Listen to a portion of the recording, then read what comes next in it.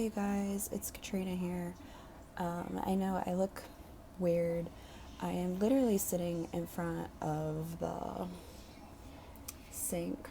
This is where they put the sink, don't ask me why. So, I messed up, for one. I messed up yesterday.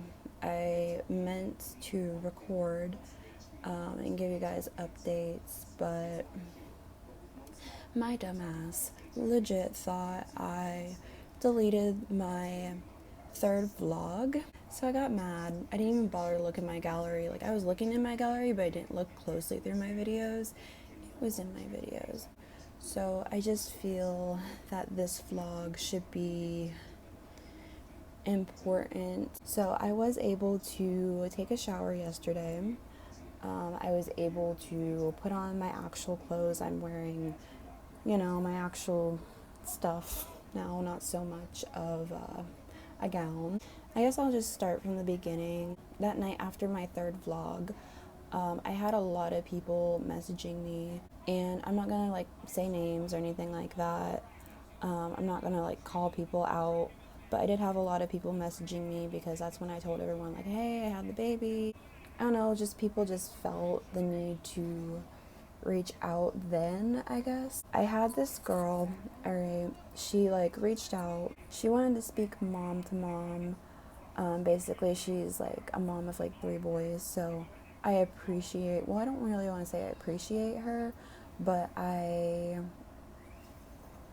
admire her because she's able to take care of 3 kids all on her own. I don't ever see myself doing that. The idea of even caring for more than 1 kid on my own, it just blows my mind a little bit, and it's just not something I personally think that I could do. I admire her being able to do that, I guess is the best way to say it. And we got to talking about the whole adoption process and everything, and I mean we didn't really talk too long, but everything she was telling me, she's giving me a different perspective on things, and her perspective gave me a little bit of insight of what it's like for her. And I asked her if she was ever scared, or just it's got to be scary to take care of more than 1 kid on your own. That's a lot of strength, and that's a lot at the end of the day. Yeah, she had me thinking. And then I had other people reach out who were just just trying to convince me not to go through with the adoption, and it got me crying, and I started to get all up in my feelings and stuff. I guess to put it short is that's when I started to reconsider everything. She was telling me that it's not a permanent situation, and I've got told that even from my doctor. I didn't even bother telling my doctor that I was going to be putting the baby up for adoption until maybe 35 weeks. So she had no idea I was even planning on doing that, or what the situation even was, or what was going on until then. And as soon as I let her in, she gave me a different perspective on it, and she was very honest with me. She was very just trying to help me think this through, and she wanted to make sure that I am not doing something, I'm not forcing something upon myself that I don't want to do at the end of the day, because I'm gonna regret it. All day yesterday I was dealing with a lot. Honestly, I would love to keep the baby. I would love to. I would absolutely love to keep the baby.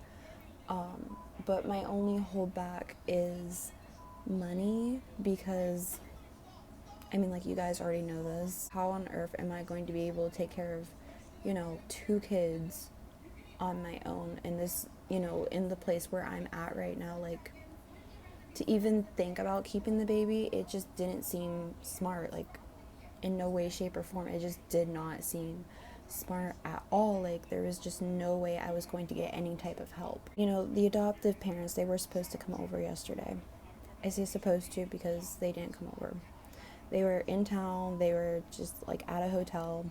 I was ready to just hand him over to them because that's how I personally wanted to do it. I just wanted to have that moment where I could just see them holding him and see their reaction towards like first seeing him, to help me make like a solid decision on like what I wanted to do and make sure like, okay, like this is the right thing at the end of the day, and I'm not doing like the wrong thing, right? Like it's just in a way it's a feel good moment for me, but it's just another like I guess way of security of knowing like this is what's supposed to happen. That morning I ended up making a very clear and like solid decision that I was not comfortable letting them come and see him just yet because I needed to think some more things through a little bit more since he was here. They were supposed to come over at like 10:30,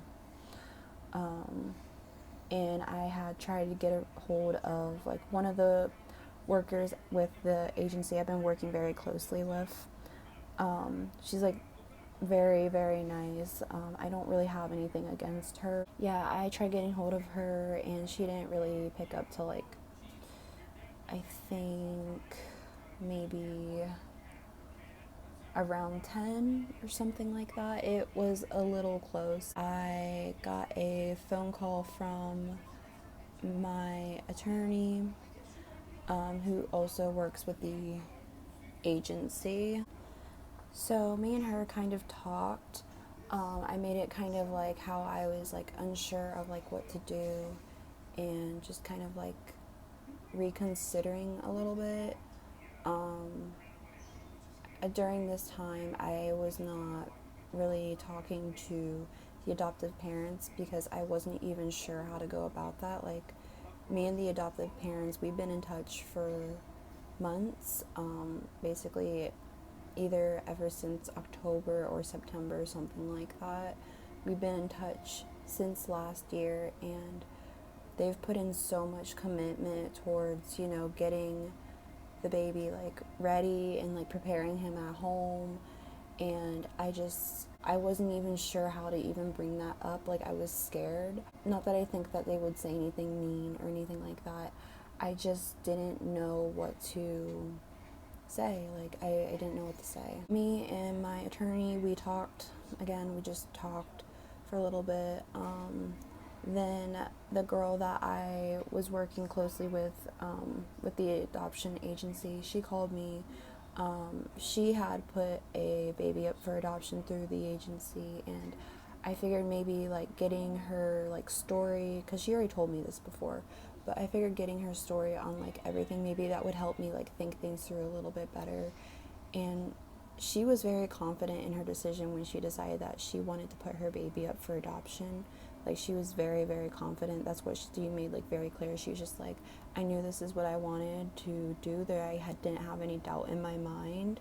You know, I had all this doubt, and I know it really sucks to push through with like the idea of putting a kid up for adoption, not having to really think about yourself and stuff like that. And you know, my intentions were to just think about the baby, don't think about me, because like it's not really about me at the end of the day. Like, then again, I wasn't confident, you know, with my decision of putting the baby up for adoption. I was just kind of like forcing myself. So I did some more thinking, and after a couple hours, I decided that I couldn't do it. It took a lot of like thinking and, you know, considering, because at this point, like, yeah, you like, that's what the 72 hours are for. You get that time in order to figure out like, to make sure like this is what you want to do. But at the same time, I was so invested into the family, like I didn't want to let them down because I knew they were counting on me at the end of the day. And it's just like there was that pressure. I didn't know what to do. So yeah, I changed his name a little bit. The name that they had picked out was Lucas Holden. Holden would have been his middle name. the way how they wanted Lucas spelled is completely different to how I wanted it spelled, but I picked out the name Lucas to make it very clear. I picked out that name for myself. So the way how I wanted it to be spelled was Lucas. I also decided to change his middle name because I mean, like, I don't have to agree with the adoptive parents at the end of the day because they were going to be his parents anyways.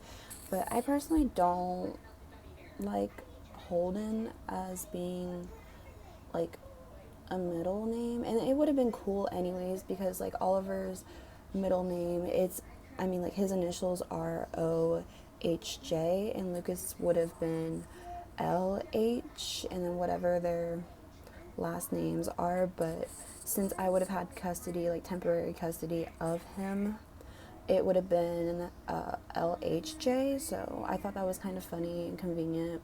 I came up with like a different middle name for him. I think it suits him pretty well.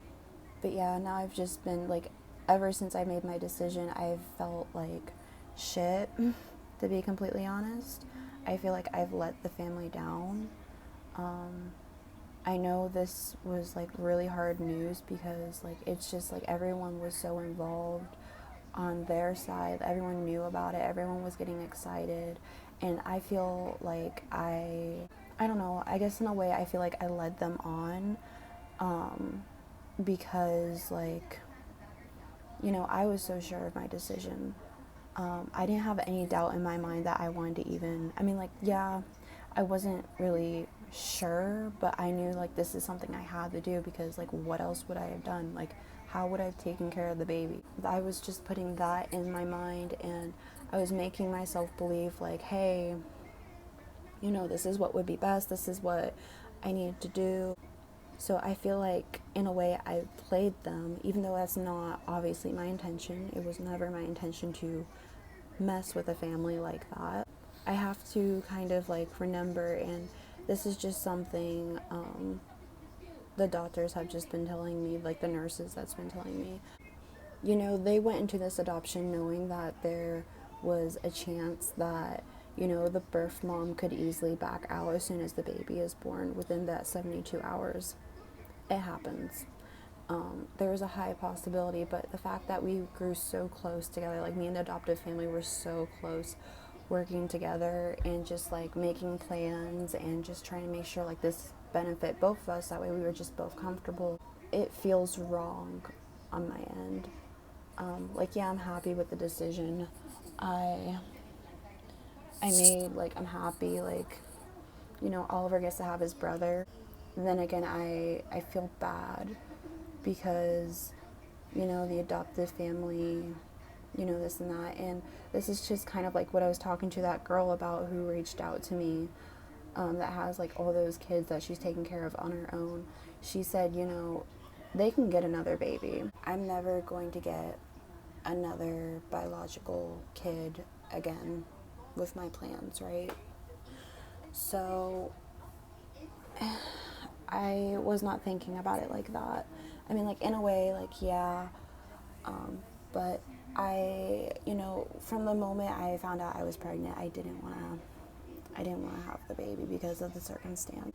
I guess looking at it, maybe that's selfish of me. I guess she was kind of like calling me out on this a little bit, which I appreciate. Like, you're allowed to be blunt and honest with me, about how you feel about like someone else's situation, but she didn't bash me or anything. It's just, she said that it just wasn't right that I was kind of like doing, you know, making, I don't want to say suffer, but just kind of like pushing the kid away just because of someone else.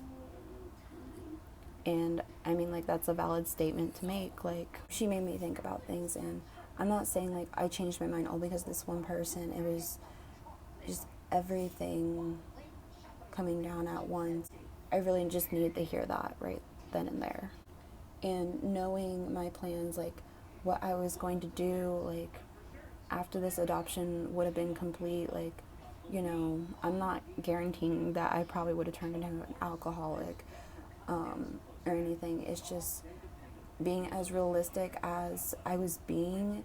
That would have been me being honest, like, about how it probably would have went down, because in the end I would have regretted it. Again, I was making myself do it because I didn't really have any options. Like, I didn't have, at the time, I didn't know what to do. And just after, after that slap of people coming after me, and after things getting real with, the final hours coming down, he's trying to eat, but I'm giving him like the top of the bottle. So hold on, you guys. I guess I'll just stand over here and talk now. It's just like, I think I really needed that for the 72 hours, because if it wasn't for a little bit of insight right then and there, I would have had a lifetime of regret.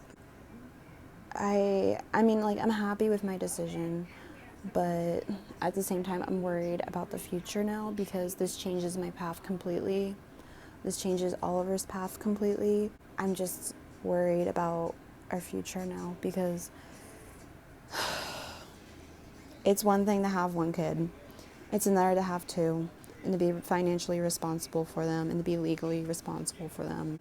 There's just a lot I have to come up with now, and it's going to be a struggle. I didn't want to struggle this year with anything, but I think I know what needs to be done at this point, and I'm not going to be specific about it, but I think I know what needs to be done at this point.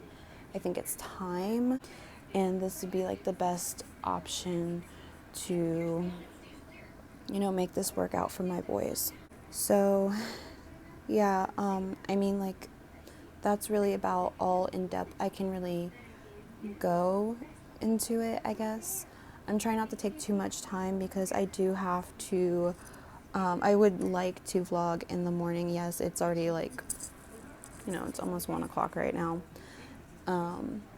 But I would love to get the last footage of us being at the hospital here, and, my honest thoughts on everything. This was a huge decision, you guys.